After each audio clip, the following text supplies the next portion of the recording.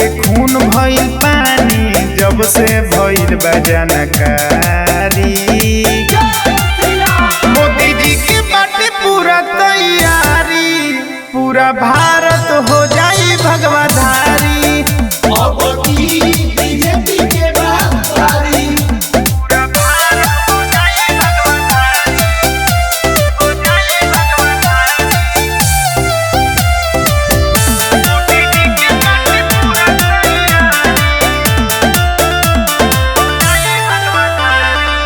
हमें विकास पुरुष मोदी ह नाम हो, सब घर कमल खिली लगी ना विराम हो।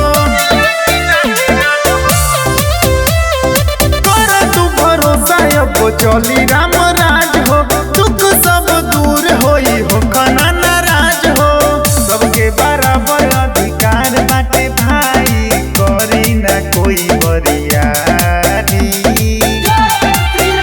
मोदी जी के बाटे पूरा तैयारी, पूरा भारत हो जाई भगवाधारी।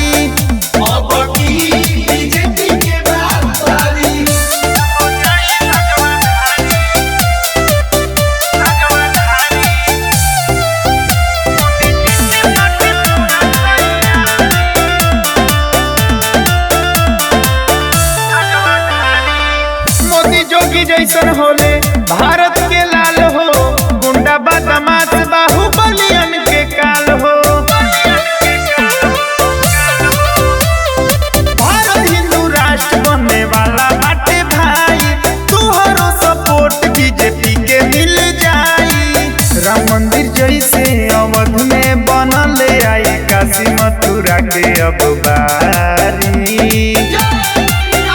मोदी जी के बाटे पूरा तैयारी, पूरा भारत हो जाई भगवाधारी।